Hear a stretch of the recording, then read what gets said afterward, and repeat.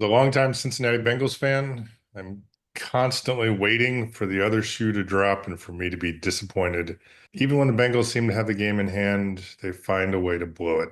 This episode is not about the Bengals, but it's about ways that we've blown it.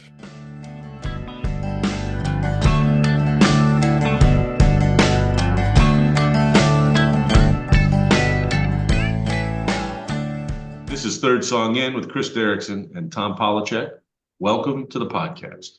So today we're going to talk about bad beats. We're going to talk about losing, losses, losing games, bad plays, and not necessarily just on the athletic fields. I got a couple stories. Yeah, why don't you start us off? All right. So when this topic occurred to me, the first thing I thought about was playing football because that's what I did athletically for the longest, the biggest portion of my life.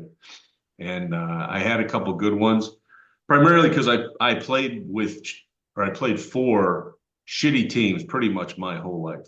I don't think that I had a winning season after my freshman year, which was ninth grade in West Virginia. High school was junior high. 7th, 8th, and 9th was junior high school where I lived. Our freshman year, I think we won more games than we lost. Although to tell you the truth, I don't really remember what our record was. I feel like we did pretty well. And then I can tell you that our record as I was a sophomore first year on varsity in West Virginia, I think we won 3 games, which was apparently a step up from the prior season. My junior year in West Virginia, we lost every fucking game. We did not win a single game of varsity football. And I was proud to be starting as a varsity player, but it was absolutely just awful. Every Friday night, we just got the shit kicked out of us. So then I moved to Pennsylvania between my junior and senior in high school, and we came to the pinnacle of my post-junior high school career, which was a 5-5 record as a senior. And then when I went to WashU, we went 4-5, 3-7, 2-8, and 1-9. My senior year in college, we won our very first game against our hated rivals, the Maroons of University of Chicago, and then we lost every fucking game after that. So I'm fairly well versed in losing. And unfortunately for me, I also had to compare myself to my brother, who's 3 years younger than me, who his senior, I can't remember if it was his junior year or senior, won the Oklahoma State football championship in the largest class, and had a giant high school state championship ring that looked as big as a Super Bowl ring, as far as I thought.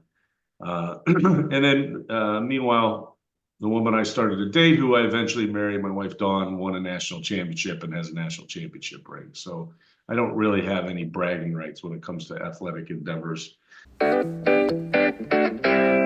So I had a weird situation because I was generally individually relatively successful in the football field, but my teams couldn't win a fucking game, and I feel like I was the lowest common denominator there in all of that because we just couldn't pull it out.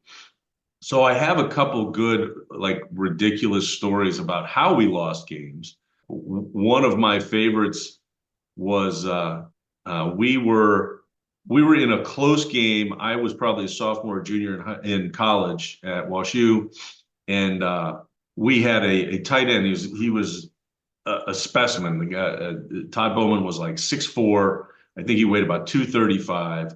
He came to WashU as a freshman as a quarterback, but they moved him to tight end because he was just so dominant, so big and strong. So when I played with him, this had to have been my sophomore year because I think his senior year he ended up moving back to quarterback. But I was 1 year behind him, and when he was a junior, he was an All-American tight end for us. He was basically the only guy worth a damn. And we were in a close game, and we had just gotten a short gain, maybe 4 or 5 yards, and all I can remember is our awful head coach, Fred Remy, screaming from the sidelines, not signaling something in or sending somebody in with the play, literally screaming from the sidelines, run the same play, but throw it to Bowman. As if they weren't already keyed on the best player on the field. He literally shouted across the field. I believe we completed the pass for 1 yard, and Todd got tackled by like four people. And that was a very good. I want to say that is a very good illustration of exactly how my first 3 years at WashU went, because that coach was just awful. I can't figure out how you guys lost. I Yeah, mean, no kidding. Oh my God, it was just, and he didn't even have to yell that kind of stuff because we had a decent running game. I was the starting tailback, and so my sophomore year, junior year as well, we would gain decent yardage on the ground. But the problem is we'd run a successful play off tackle. So let's say I would go for 5, 6 yards off tackle to one side, and everybody in the fucking stadium knew that the next play was going to be the exact same play except to the other side. So, my average would be 3 yards because I gained six, and then they'd stop me for nothing because absolutely everyone knew what was going to happen next. And it just, Joe Pay, who we've had on the show before, and Andy Armstrong, they were both defensive players, and they hated us so much because we were the masters of 3 and out. And so the defensive guys they would run thousands of plays compared to, a handful that we would run every game, I swear to God. I don't have as great of a story because one, I didn't play in college, but I will throw in my favorite losing football stories. So I went to an all-boys school, St. Xavier High School in Cincinnati. The well-known team in Cincinnati was Moeller. I think they'd won a couple mythical national championships. Their head coach became so well known that he actually got hired by Notre Dame and sucked, which was good. But they were the powerhouse. And then I think it was my senior year. We won our first 4 games. They won their first 4 games. We're hosting them. They're the big time favorite going into the game, but we're both undefeated. So it's a big, big game in Cincinnati. So we went out and warmed up ahead of the game. Our coach pulls us off the field, and then we all crowd into the film room, which we'd never done before. All the lights are turned out, and the coach plays Jim Nabors' The Impossible Dream. And everyone's just getting all fired. I'm sitting there going, this is the dumbest thing ever. And people are like crying and getting all wound up. And then the coach gives us that final, rah-rah speech of, we can do this. Everyone thinks we can't, but we can do this. So we storm out onto the field. We kick off to them. I was on the outside. I go flying down. They bobbled the kickoff. We tackled him inside the 10-yard line. So we're even more fired up. We're like, high five and yeah. First play from scrimmage, I scored a 90-yard touchdown play. And the balloon just pew. And we got beat. I'm going to get the score wrong, but it was something like, I know it was in the 50s. It was like 54, 59 to 17, which, I mean, they beat the shit out of us. And by the end of the year, we determined that we scored the most points against Moeller that entire year. Is With that 17 right? points. Yeah. So Wow. that's every time. So I don't often hear The Impossible Dream, but if anyone ever talks about that song, that's my memory. So Wow, that seems like such a crazy choice. Even back then in the 80s, really good. He's going Jim Nabors, huh? To psych you guys up. He's going Gomer Pyle. yeah, exactly. That's hilarious. You know what that reminds me of is do you remember, have you seen the Saturday Night Live sketch with Peyton Manning? Peyton Manning was the host, and Will Forte was in it. It was a halftime of a basketball game. And Will Forte puts on some crazy, like, I don't know what the song was. It was a instrumental song, and he starts dancing to the song. Oh my God, that's the fun. I think that's our episode spotlight for this episode, because as soon as you said Jim Nabors, that's all I could think was Will Forte doing the crazy ass dance. So yeah, my coach, last little footnote on my high school career. So my head coach was 189 and 86 and two. He had one losing season, and that was it. Like we totally bombed it. Like that game, I think blew us out of the water. We ended up going 4-5-1. So I had one of his ties and his only losing season ever. Oh So no. So if you ever run across him in Cincinnati, does he yeah. just ignore you? He ignored me when I was there too, so it's okay. one other story from football at WashU, and it's only because it's just it's burned into my brain. I can't really remember great plays, and I had a pretty successful individual career at WashU. But unfortunately, it just never translated into wins. So I was never really happy. And even if I had a good game, it always seemed to be a good game, despite the fact that we lost, by a touchdown or something. But a great example of that is I had a really good rushing game. And I have to admit, I don't remember who we were playing at the time. But I was a decent receiver out of the backfield. And I ran this I ran this looping route out of the backfield. So I looped around to the right and then basically just headed straight down field along the sideline, the right sideline after the snap of the ball. And I beat the hell out. My guy was nowhere near me. Like I just blew right by whoever the D-back was. And our quarterback, who at that time was a guy named Bud Stefani, was a year younger than me. I think this was my senior year. And he threw a dime. It was perfect. This beautiful, tight spiraling ball coming right at me. I put both hands up as I was running down the sideline, had everybody beat. Perfect triangle, made with my thumbs and my fingers, just the way you're supposed to do it. And that ball came in so hard and so fast, it went right between my hands, bounced right off my face mask for an incomplete pass. And I took like two more strides and I just hung my head, and it was just such a miserable feeling. And it's probably the most distinct memory I have from playing football in college was Bud throwing me that ball and it bouncing right off my face. And it was one of those where everything kind of slows down, and we never had big crowds for those games, but you could kind of hear, so I was responsible for one of those plays. And it's funny. I mean, you're in the WashU Hall of Fame for football. You had more than just a pretty good career. You had a Hall of Fame career.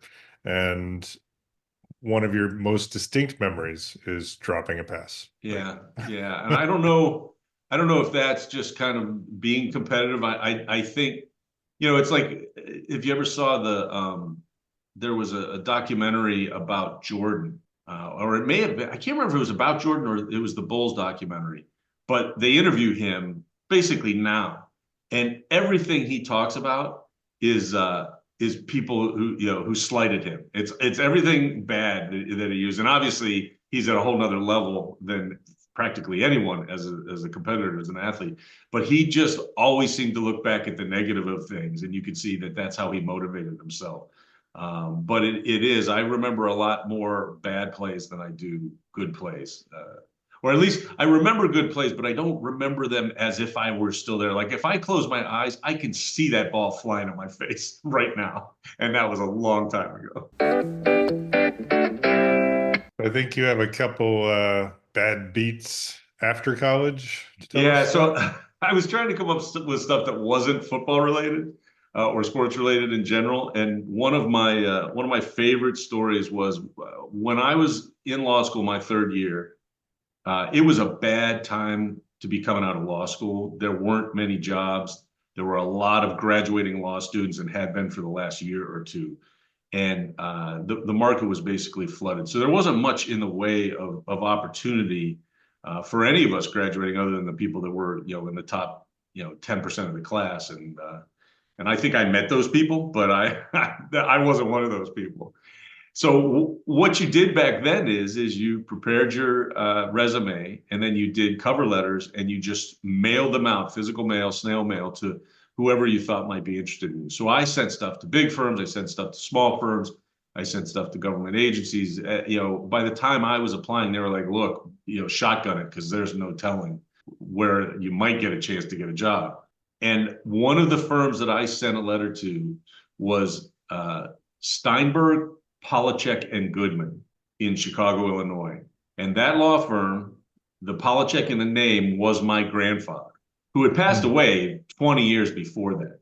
But they kept his name on the letterhead. And one of the people, Mark Steinberg, I believe, was my grandfather's cousin, maybe, or nephew. I don't recall exactly, but there was a family relationship there.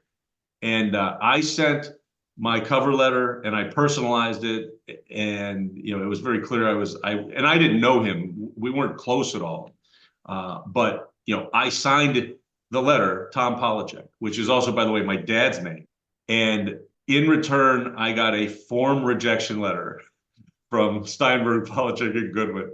And I kick myself all the time because I don't have a copy of that letter. I wish I had saved it. I probably crumpled it up in tears, set it on fire, and threw it out a window or something. But I was rejected by my grandfather's firm, the firm he founded, and they didn't even say, there was no personal message whatsoever. It was just like, thank you for your interest. We have no openings at this time.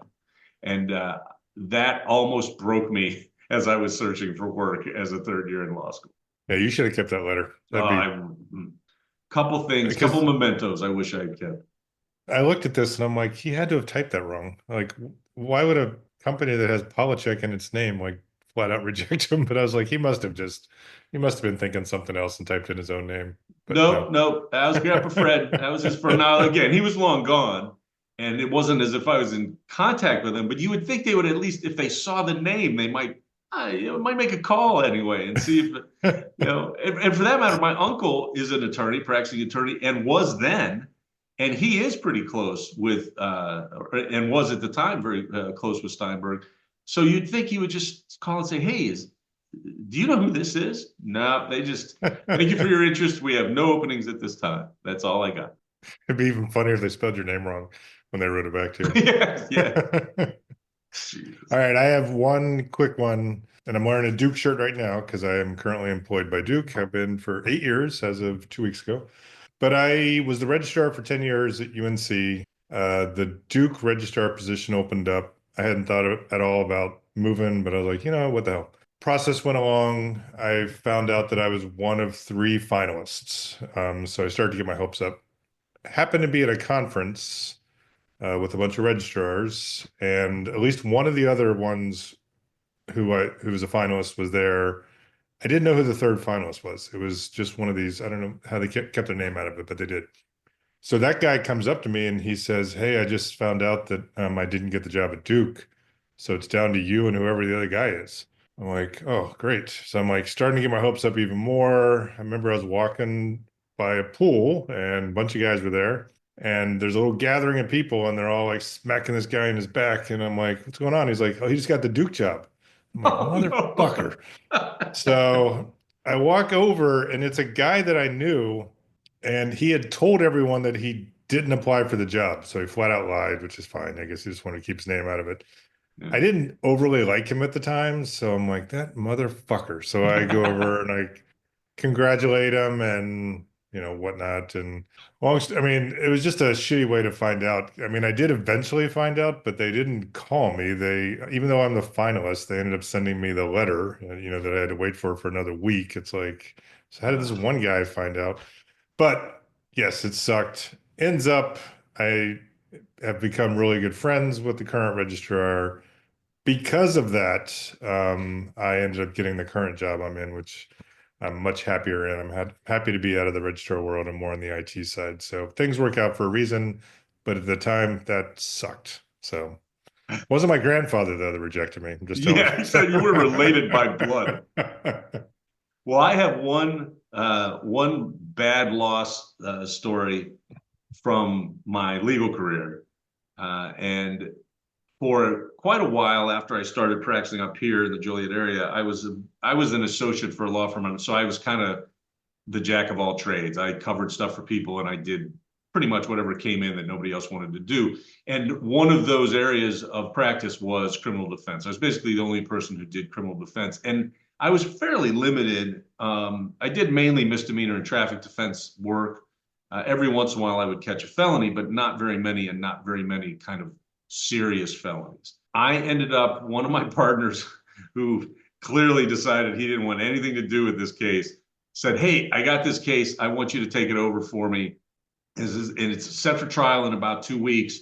I can't do it. I'd like you to do it. And it wasn't, I'm looking back on it, it wasn't he can't do it. He didn't fucking want to do it. It was kind of a gross, it was a sexual assault case involving a guy who was a swim instructor at a Y, and he was charged with inappropriately touching a kid in the locker room, basically. So I'm like, Wow, thanks, man. Really wanted this felony experience with this case.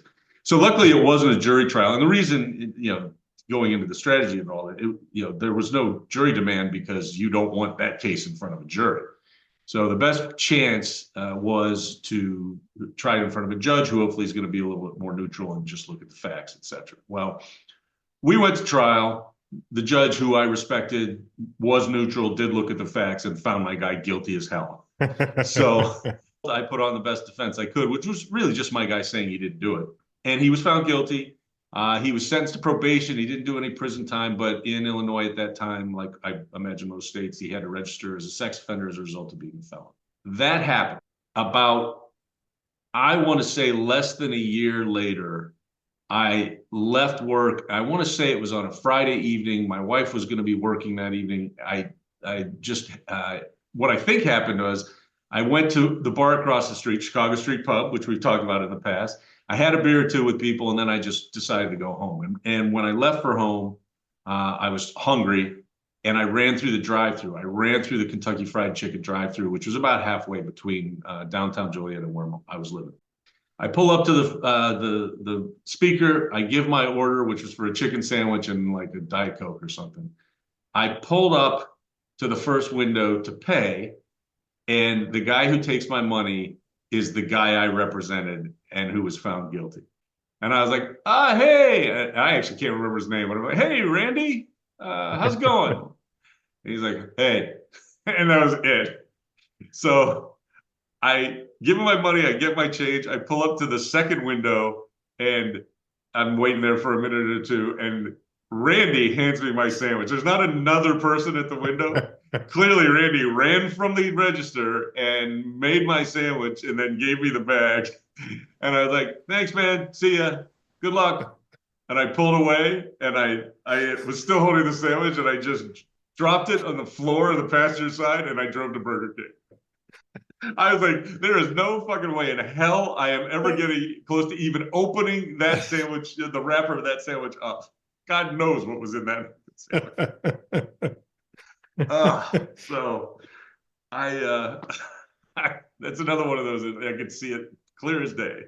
So the best part of that is if Randy is listening to our podcast, he'll finally realize after all these years that he didn't get you back. Yes, Because he's probably sitting there. He's probably sitting there going, "Yeah, that fucker spit right in that sandwich." God, that would be like best case scenario, I'm afraid. Yeah, exactly. All right. Well, that's our bad beats for the day. Any closing remarks? Any vivid memories of some other horrible thing that you No, I have a feeling we could do a part two of this episode if you give me a little time. Yeah. I also would request, if any listeners out there have some good stories of bad beats or tough losses, email us at thirdsongin@gmail.com. I'd love to hear some other stories. I'd like to know I'm not the only one. That would be great. It would make me sleep a little better at night, perhaps. But you can always message us through Facebook or email us. Let us know if you've got any good stories along those lines. Yeah, you can go to the website as well, thirdsonginpodcast.com, and message us directly. That does go to our email, but in case it's easier to remember the website, there you go. Yeah, this just occurred to me. We've never done this or even asked for this, but if you wanted to record a story about a bad beat and send it to us in the email address, we'll put it up in the episode. We'll do it on post facto or something. That would be fun. And you know who's going to do that, right? Yeah. Joe, and unfortunately, Joe had the exact same length of career in college football as I did. So I'm sure he's got some pretty good loss stories that I'm just forgetting. It'd be funny if Bud recorded one about you dropping that pass. And how pissed he is still. His story is, I could still see him. He had his hands right in front of his face and still didn't catch it. And now it's time for Unknown Unknown. 'Cause I love the unknown. I love the unknown. Where we focus on significantly underappreciated either bands or books or movies or whatever. And basically the most unknown of the unknown. I think this week it's Tom's turn. And what do you got for us, Bud? So this is the first time that I think either of us has recommended something that wasn't a song or an album, or I should say, or a band.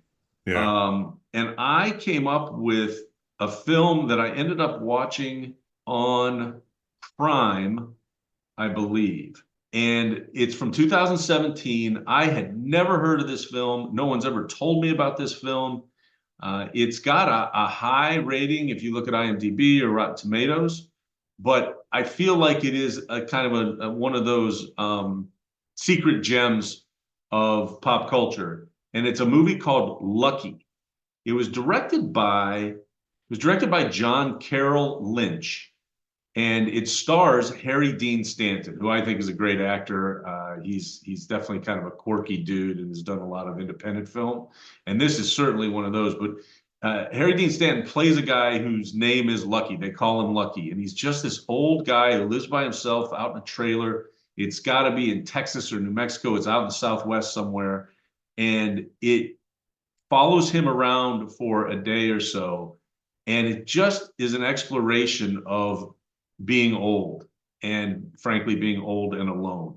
He's got this kind of pattern of things that he does every day. He gets up and he does this weird yoga. And if you know who Harry Dean Stanton is, he's always been this scrawny, very skinny, kind of emaciated looking guy. He always kind of looks like he might be a recovered drug addict. And he plays this role just perfectly, of being this guy who's just kind of outlived his family, outlived his friends.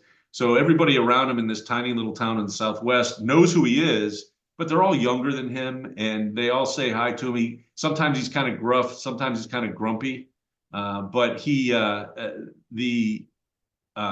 description of the film that I found in Google says a 90-year-old atheist has outlived and outsmoked his contemporaries, and he comes to terms with his own mortality. He searches for ever elusive enlightenment. And there's a lot of kind of philosophical talk both from him and around him in the movie. The guy who directed it, I think, must be David Lynch's son.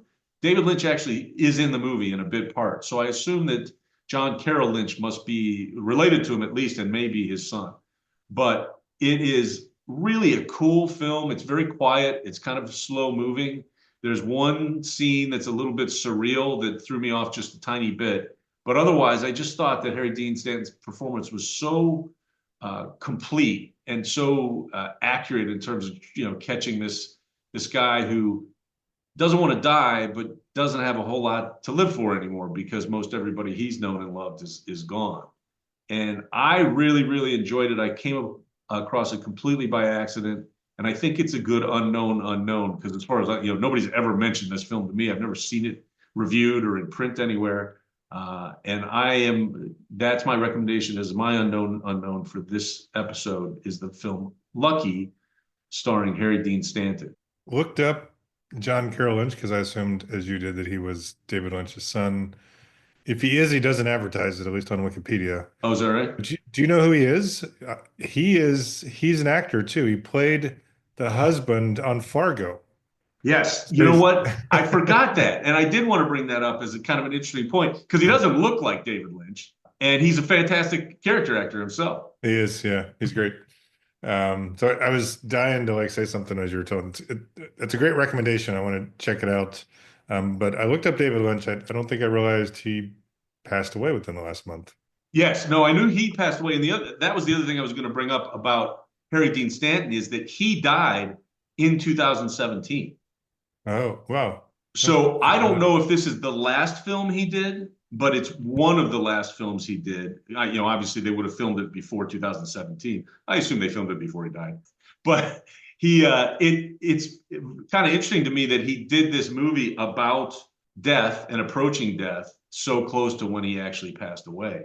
And he can be a little odd. He was the father. He was the father in Pretty in Pink.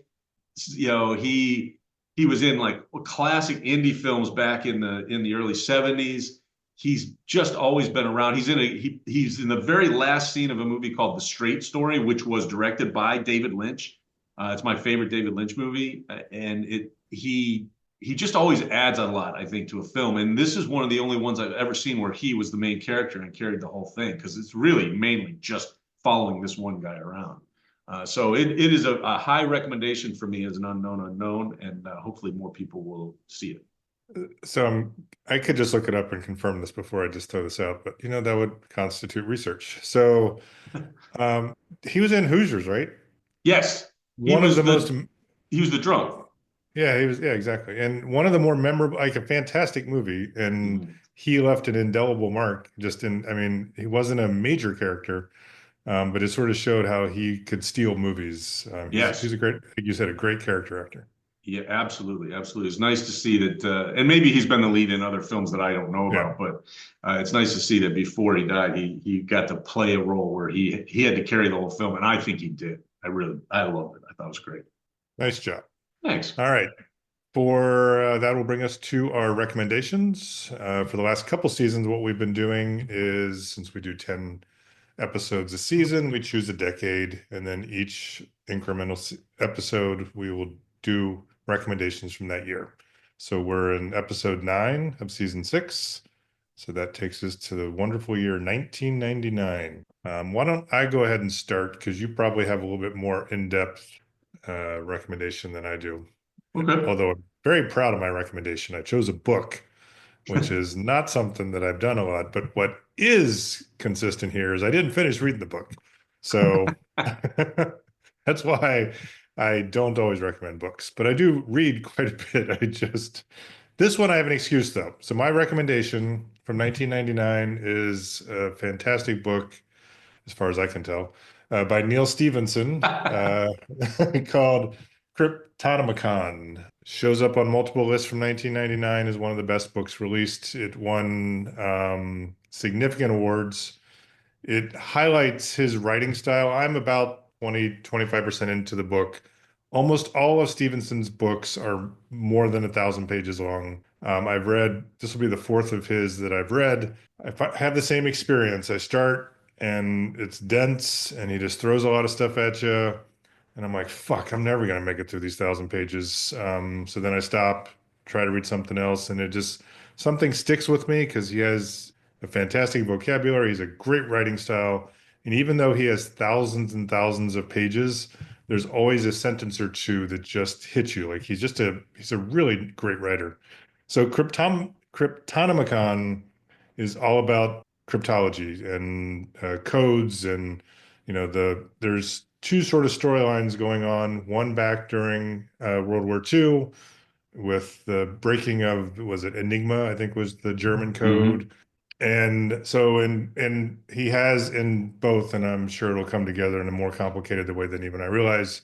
He also comes into the present, where grandkids or children of the previous characters are what they're doing in their life, and they're all into technology. And the one that I'm seeing right now is they're trying to bring so I won't get into the whole thing because I'm only 20% in and I'm sure it's going to be different. But Neil Stevenson writes, his books are filled with history. In fact, one of the other things he likes to do is have real characters in sort of speculative or fictional settings. And I think it's Alan Turing, was one of the big code breakers on the British side. He's a character in this book. So highly recommend, both from all the awards it's won. You just have to be willing to sit down and make your way through the first several hundred pages, because once you do, you really can't put it down. And that's been my experience with all the previous 3 books that I've read of his. And I'm going a little bit further back in time with his because the last one I read was his most recent one, which is all about environmentalism and rebuilding the ozone, all that stuff. Some really cool stuff as well. So Neil Stephenson's Cryptonomicon, which I hope I pronounced correct, from 1999 is my recommendation. I've read one Neil Stevenson book, and that was Snow Crash, which I only read because someone somewhere, some podcaster or something said it was like the first great virtual reality book. And I thought, oh, that's interesting. And it was the same thing, giant book. And I had the same experience. I think he's a great writer. I do. Sometimes you do feel like you gotta slog through some stuff because he tends to just be he's very prolific. The story lasts for a while, but I will definitely read that because I think he's a worthwhile author, science fiction author for sure. But real quick before you get to yours, and I think that this sort of highlights how good he is. So at some point, I'm going to write a blog. Now I'm a little intimidated to do so. as I walk around or drive around or whatever, I observe numbers around me. So I'll be driving a long distance. I'll look at license plates and I'll play little mental games with how I combine or subtract or multiply the numbers. Same thing with addresses. It's just something that happens in my head to sort of, Huh. keep me going. It's sort of, I always thought that was a little odd. Well, the main character back in the World War II era, last name Waterhouse, he does a great job of describing how this guy goes through life and sees like a whole nother level of patterns. In fact, he sketches out some stuff in the book. He does a really nice job of capturing how this guy thinks. And it really stuck with me because I've been thinking about that about myself. But this takes it to like, 10 or 20 times, the pattern making that I feel like I do with I do simple numbers. This guy does crazy stuff. I mean, he does a really nice job of conveying that. So even though his work is often dense, he's pretty clear in how he's writing. You just have to be willing to slog through, like you said. That's really interesting. I don't think you've ever told me that you do that, and I'll agree with your first thought. That's weird, man. Like I just think about boobs. Well, I'm looking for boobs all the time, and all I see is numbers, so I got to do something while I'm So waiting. talk about a bad beat. That's a horrible loss. That's interesting. I don't do that. I mean, I guess occasionally maybe I do, but that's not something that's a regular occurrence for me. That's an interesting look into your head. Sorry. It's a little scary. All right, what do you got for 1999? My 1999 recommendation is a documentary film that doesn't, I guess it actually unconsciously, subconsciously, I guess it is a good pick for the theme of losses and bad beats. It's the film titled American Movie. And it's a documentary. It was directed by Chris Smith. And it's the story of this oddball, weirdo filmmaker from Wisconsin. His name was Mark Borchardt. And it was about his efforts, his dream of becoming a filmmaker, a horror filmmaker in particular. And it follows him around as it starts out talking about this grand horror film, feature film he wants to make, and then it follows him as he has to kind of give up on that dream and go back to trying to finish a short film that he had started a couple years back. It's set in Wisconsin, just outside of Milwaukee. It's filled with these weird, just odd Wisconsin characters. They all talk with that stereotypical Midwestern Northern accent, that Wisconsin accent that everybody makes fun of. The first time I saw it, I did not necessarily believe it was an actual documentary. I felt like it was more of a farce or like a satirical fake documentary about this guy because they are so off the wall. This guy, Mark Borchardt, his best friend's a guy named Mike Shank, who was a former stoner who clearly burned all of his brain cells out like years before. Everybody in the film kind of breaks into uncomfortable laughter every once in a while that seems completely inappropriate for what they're talking about. The movie is hilarious, but it's also kind of sad because if you assume it is in fact an accurate and it's a documentary and it was real, it's just a kind of a depressing look into the lives of these Midwestern guys who have this dream and who are never going to achieve it because the films this guy makes are not good. And he just gets in his own way all the time. And I guess that's not fair because there are a couple scenes that I thought, well, that's kind of artistic. That's because they'll show little clips of the film. You never see the whole film at any point that he's making. And there were times that seemed pretty artistic, but then some of the stuff that he does, it's all these guys, they're not professionals. There's a fight scene where a guy is supposed to slam another guy's head through a cabinet in a kitchen. The fight's in the kitchen, and so there's a cabinet door in the lower part. And they interview one of the knuckleheads who's helping him do this, and he shows how he's scored the cabinet door, like put lines through it so that when he puts his head through it, it'll break. Well, he didn't score it more than like an eighth of an inch. And then you watch this guy slam the other actor's head into the cabinet like 5 times, and it doesn't even come close to breaking. It's so painful to watch. Because the guy, you can tell he's got a concussion by the time they're done. It is just really, really funny watching these people, but it also, again, once you kind of accept it, it's real. You're like, you feel bad for him, frankly, is what it comes down to.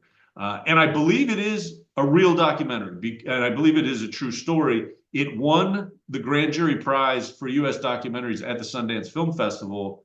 I don't know if it was in 1999 or maybe it's the year after. It came out in 1999, so maybe it was the year before. But I assume that means that somebody checked it out and confirmed that this was real and not some kind of fictional mockumentary style movie. But anyway, I rewatched it when I knew that 1999 was coming up, and I had the exact same feeling watching. I still feel like they're putting me on while I'm watching it, but I still enjoyed it, and it holds up pretty well as this kind of little slice of time. And then there's in the background, it's most of it's shot in the fall and the winter. So one scene is the Super Bowl, and it's the Packers with Brett Favre. So it kind of captures that era just by virtue of that. And of course, being outside Milwaukee, everybody's a Packers fan. So there's a lot of conversation, a lot of beer drinking, a lot of conversation about the Packers and football and everything else. It's very much worthwhile watching. And I recommend American Movie from 1999. I have no idea. I'm trying to think the whole time we've been talking about this, I've been trying to think of how this could have happened. I swear you made me watch this with you. I know you told me about it. Maybe I just watched it and I don't know. It was so like you've been pushing this movie since way back when, because as you start, when I read this, yeah, I'm trying to think. So you came and visited here when we had a 10th anniversary party, wedding anniversary party, and that would have been in 2004. So it would have been probably when I discovered this movie. I bet you I discovered it right around the time that you came and you stayed at our place. So it seems pretty likely that we were drinking beer and I was like, dude, you gotta watch this movie. Yeah. And it was like down in a basement or something. I don't remember where it was, but it was, okay. Then I think that makes sense. It would have been because it came out in 99. I didn't watch it in 99. That I'm sure of. I saw it on VHS at some point after that. So I bet you I discovered it maybe 02 or 03. And then when you came to visit, I'm sure I was twisting your arm to watch it. Nice. Yeah, and I recommend it as well because I was skeptical when you told me, but it's a very fascinating film to watch. All those weird, like you said, you feel like they're putting you on for sure, and it's sad and funny at the same time. Yes, it is. It's a really interesting documentary. I should probably look to see if Chris Smith has done other work because I think it was very well directed and edited. So let me ask you a question. Do you think if someone did a documentary about us producing a podcast, that it would be equally sad and funny? Sad and funny, possibly in that order. Yeah.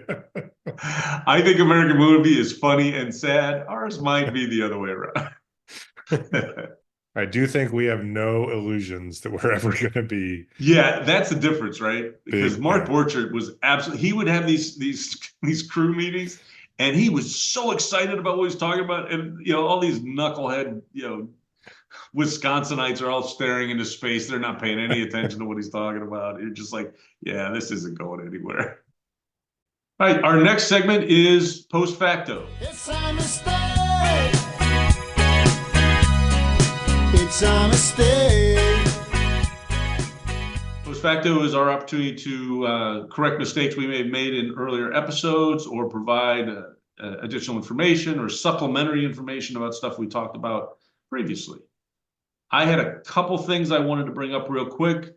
In our episode about Canada, I said, and I will say that I didn't say it with a lot of confidence, but I said that I thought Lorraine Newman was Canadian on Saturday Night Live. She was on the original cast. She was not. I looked it up. She's American. Dan Aykroyd is Canadian, and that's what we were getting at was the kind of Canadian influence on that particular show. But she was not part of that influence because I think she's from the West Coast. And then also from the Canada episode, I talked a little bit about Scott Pilgrim versus the World, the film. And I talked about it because it was set in Canada. And I forgot to mention that it's based on a graphic novel. And the guy who wrote the graphic novel, Brian Lee O'Malley, is Canadian. Because the director was an English dude, Edgar Wright, but the whole work that the film was based upon was created by a Canadian writer and cartoonist. And this is a post facto. Ever since we did the Canada episode, I've been having stuff about Canada show up in my Google feed. And yesterday, I had one show up that the big trend that Canada's trying to push for, I don't know if it's energy drinks or soda-like drinks, is maple water. So like when they take, maple syrup out of trees, this is basically the water that also comes out. So it's basically sap, Right. coming out of the tree, totally natural. Apparently, it has a very low sugar content, so it's only slightly sweet. But if you wanted to drink water that comes right out of a tree, Canada's your thing. That's where you need to go. Yeah. Because that sounds gross to me. It does. Like if you look at the can, it says, I think one of the big companies is Maple 3, and they have a couple of different flavors. So it's obviously processed, but they highlight the naturalness of it, and it's like, Right. I'm not sure I want to drink water that's just flowing out of a tree. Yeah, water that tastes like maple and bark. I love Canada, but I don't think I'm going to Yeah. be a maple water fan. Maybe not So. the maple water part of it. All right, and real quick, this was it's not often, especially in the movie and TV world, that Tom and I end up watching the same stuff around the same time. But I think we both just made it through the 2 seasons of The Recruit on Netflix. And I did it because I got Netflix so I could watch football for whatever weekend it was. And I decided I'd keep it and binge on whatever I could. And my subscription ended yesterday, so no more The Recruit. So what'd you think of The Recruit? I loved it. I thought the main actor was awesome. I thought it was just offbeat enough. Like it wasn't like he would screw up and find himself in horrible situations, but they didn't do it in any sort of slapstick way. It was I thought that everything was done just enough to be funny. It had a lot of adventure scenes and drama. And just some really cool storylines. I really enjoyed the series quite a bit. Yeah, so I think you presented that as a staff pick, Yeah. last episode or the episode before. And I found myself on a Saturday or Sunday with, frankly, for once, not much to do. And I was just kind of clicking through, and that's on Netflix, right? Am I correct that it was a Netflix show? So I was looking through like my saved stuff for Netflix, stuff that I wanted to watch. And when you talked about it, when you recommended it, I had added it to that list. And then, well, let me take a look at this. So it was very soon after you had made that recommendation. And I loved the first episode. I thought it was fantastic. It was pretty much exactly how you described it. And I ended up, my son Tommy sat down about halfway through the show and finished watching that episode with me. And then we binged the rest of it. And we, as you had said, season 2 had just dropped. So we were able to just kind of start with season 1 and work our way all the way through. And we did it in just a couple weeks. We saw everything, probably less than 10 days, actually. And I really liked it. I really hope they have a third season. I thought it was excellent.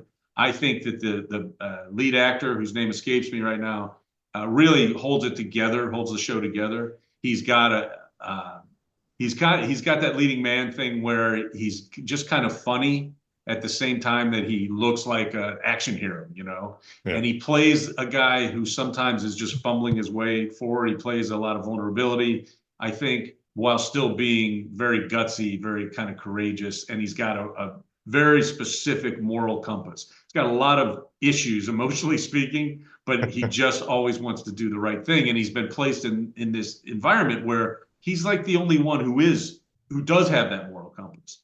So all these other people kind of revolve around him and bounce off of him. And he ends up being a leader, not because he has more experience or knowledge, but just because he will do the right thing. And at the same time, as you said, I think it's really funny. And I enjoyed the hell out of it. And I'm really hopeful that they're going to do another season. I remember it striking me, but it didn't click until you just said that. It's a fantastic way to talk about how he is guided by his moral compass. And he rubs off on some of the other characters, like the woman who fake does the news at her own house. Yes, like in the end, she's a funny character too. In the end, she's the same way. Like her boss tells her to basically not burn him, but basically blame him for everything, write it all up because they think he's not going to survive his latest mission. And she has this real stand where she's like, she'll do it because she has to, but you can tell I mean, she's been influenced by the fact because everyone else is just so double-faced and or Yeah. two-faced and backstabbing. But everyone around him starts to get a little bit better, and you summed it up perfectly. And it's because of him. It's his. Yeah. So it was a really entertaining. And I'm like you. I really hope there's a season 3, and I'll subscribe back to Netflix if there is. Plus, they also they cast a lot of really cute women in that show. Yeah, they do. I think she's really cute. I think his girlfriend is gorgeous. Yeah. And also, and both good actors too. I think they do a good job playing the roles they're in, but beautiful women. So that never hurts. Never hurts. All right, so recruit was the result of a staff pick, and there's a segue which I can never resist, and that takes us to our staff picks for this episode. Randall, just around the corner from you. Staff picks are Tom and I's attempt to recreate the staff picks that we used to see back in the record store, video store, new stuff that just came out, and if you've started to like a certain staff member, you'd go to their stuff and see what they're recommending. I'm assuming that you're liking all my stuff and not Tom's, but I'll let Tom go first anyway. Maybe not this time. Maybe this time I've got it. My staff pick for this episode is a band called Crow Boys. I had a completely different staff pick up until about 2 days ago when this band showed up on my algorithm. I think it popped up on Spotify. It might have been Apple. They just dropped a single the title of the single is Bootstraps. So that just came out, which is how I'm bootstrapping my recommendation of this brand new band because literally it just came out about a week ago. If you look them up, they're described as alt folk. And I think that's probably right. To me, they have a kind of a stripped down Lumineers feel to them. It's two guys. I don't know the relationship to each other, but they're very good harmonizing. So I don't know if they're related or not. They're just called Crow Boys, and they don't have a full album. They have one EP that I think is 4 songs, and then a handful of other singles that they've dropped in the last year or so.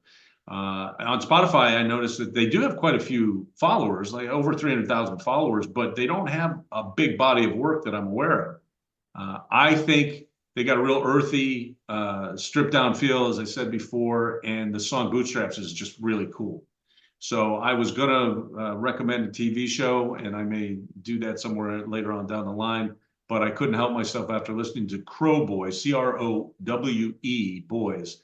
The song Bootstraps is great, and if you're like me, you'll then end up just clicking on to all the other singles and the one EP they have, because they're worth listening to, and I think they're probably going to end up being pretty big. We talked yesterday, and you wouldn't tell me your choice. Yeah, so had you heard of them? No. Okay, cool. I had not heard of.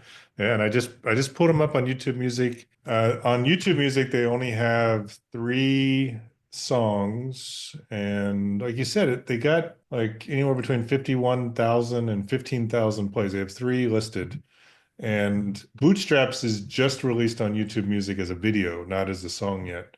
Huh. And the picture of the band, I mean, they look like they're 12 years old. I mean, these guys are young looking dudes. Yeah, it's funny that to me, so I stand corrected. I just pulled them up on Spotify. It says they have 181,000 monthly listeners. And as far as I can tell, they have like 12 songs on Spotify. A band that I've been wanting to highlight for a while, and I keep popping back to them, and they finally released some new, not finally, they had a new album in 2023, but they just released, it looks like it's going to be an album. It's under singles.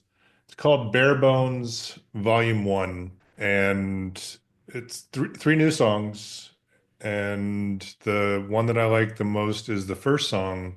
So the band is Colton Moore and the Clever Few, which is one of my favorite band names. He's very much an acoustic, sad song, so shocking that I like him. Yeah, that's amazing. It is crazy, but Heart of Sorrow is the first single on this, what I think is going to be either an EP or an LP, Bare Bones Volume 1. I'm excited to hear, because I really like his stuff. Even for me though, it starts to wear because most of his stuff is pretty slow and a little depressing, a lot of breakup songs. And one of my favorites is, I think it's called Maybe I'll Let You Down, I think is what it's called. The premise of the song is I know I need to get better. I need to improve this part of my life, that part of my life, but maybe I'll just let you down and not do it. Just so it's a little downbeat, but he's got a very distinctive, great voice. Strongly recommend checking him out. Colton Few and the Clever Few. Colton Moore and the Clever Few. Yeah, that's a good. You're right about that being a great name for a band. I like that. Yeah. Our next segment is our playlist picks. Every episode, Chris and I each pick a song to add to the playlist. We try to pick a song that is commensurate with the theme of the episode. Our theme and our title for this episode is likely to be Bad Beats and Tough Losses. And the song I picked is from a guy named Scott Miller. And the song title is Goodnight Loser, which came out on the album Are You With Me from 2002. It's got a very slow pace. It's a lullaby, really, sung by a guy who's lost the girl. I love Scott Miller.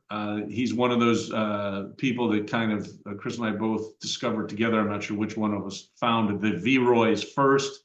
The V-Roys was a great band, and he was the leader, singer, songwriter of that band. They broke up at the end of 1999, and he went on to kind of a solo career. He also has, and maybe Chris, you'll remember the band that he started after the V-Roys. It was Scott Miller and the Commonwealth. Yeah. That's a great band as well. But I really like a lot of his solo work. And apparently after the V-Roys broke up, he did a bunch of solo acoustic gigs in and around Tennessee. And he had a friend of his, who followed him around and recorded all of these songs on mini disc. And he put together this CD of 12 songs that was from all of those tapes, from all these kind of live small performances he did. I know it shows up on Spotify. And I know I've got it on Apple Music. I'm not sure it's going to be on all the streamers because it is kind of an unusual way to put out an album, because it was really a kind of an independent release by him. But the song Goodnight Loser just captures the way he could write lyrics, and he's got a really cool voice that's just awesome for, a heartbreak song. And that's my choice for the playlist, which all of our songs and all of this playlist is available if you look on Spotify, Amazon Music, Apple Music, or YouTube Music. Chris, what's your playlist pick for our 9th episode of season 6? Well, I went very similar, and some of the things that you said about Scott Miller, I'm going to say about the song and the band that I chose. So the band is Drag the River, one of my favorites of all time. I'm guessing I would probably put a lot more of their stuff on playlists if it was actually on these streaming services, because they have quite a few albums, but not many of them have made it to either Spotify or YouTube Music. The song is Here's to the Losers from 2013, and I think the album that I'm referencing, they pulled in songs from previous albums, and it wasn't a greatest hits, but there's a couple new songs on there along with a bunch of other ones. So Drag the River is comprised of Chad Price and John Snodgrass, both who have very distinctive, as you said, they're great at singing sad, slow songs, but they're also both in alternative or punk bands. Chad Price is in a band called All, and then John Snodgrass was in, what's the name of his band? It's a great name. It is, Armchair Martian. For folks who listen to our podcast, John Snodgrass has the distinction of being the extremely high opening act for Corey Brannon. And he has one of the greatest voices. And I think I said it then, I don't know what, but he's just never broken into a bigger audience. Despite that, because he's high at all his performances. Exactly. I knew I'd recognize that name, and I couldn't figure out why I knew it. So, Here's to the Losers is a classic Drag the River song. I'm going to read the lyrics, but it doesn't do justice to how Chad Price makes them rhyme somehow. So it's Here's to the losers. We drink from the bottle like there's no tomorrow, and somehow he makes bottle and tomorrow feel like they rhyme. And then the last line is there may not be. So it's just this, I think a lot of it's just they're out touring. They're probably not playing in front of a lot of big audiences. They're drinking a lot. And I mean, it's one of my favorite songs, and I wish I could say something more important about it, but just listen to it. You'll like it. Yeah, listen to it. It'll be on the playlist. It will be on the playlist. Third Song In is recorded in Chapel Hill, North Carolina, and Joliet, Illinois. You can email us with questions, comments, and ideas to thirdsongin@gmail.com. Please follow us wherever you listen to your podcast. Rate and review us, download the episode, and listen to it later. Give us all your goddamn stars. You can find the podcast on Spotify, Apple Podcast, Amazon Music, and YouTube Music. You can also access the podcast directly through our website, thirdsonginpodcast.com. If you scroll down just a touch, you'll see the latest episodes. You can click and listen to them right there. You can also find a link right above that to take you to our blogs. Tom and I take turns and put out new material every week. We also have links to all the recommendations, unknown unknowns, the staff picks, and also information on the various guests that we've had on the show. Yeah, if you look at our as mentioned link on the website, you'll find links to the material that our guests have put out, music, books, etc., as well as links to our special playlists. Our regular playlist can be found streaming on all of the music streamers, and that's another thing you should listen to, download, and please share with people. And I know Tom's also been sharing our blogs through Substack. So feel free to subscribe there and you'll get the blogs directly in your inbox. And this has been Third Song In with Chris Derrickson and Tom Polachek. Thanks for listening.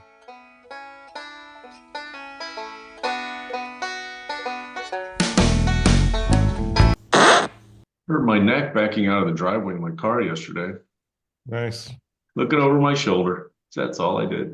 It's possible that that's more embarrassing than hurting yourself while you're sleeping. It felt really embarrassing. But at least when you're sleeping, you have no control over it. Right. You may have been doing like yoga or something. Exactly. You have no idea. I know exactly what I was doing, which was slightly moving my head to the right. Should have stretched before you got in the car. I Funny should've. shit to see. It'd be funny just to see a bunch of old people like, ugh. What's he doing in his garage? Oh, he's just stretching before he gets in the car. He's got to go to work.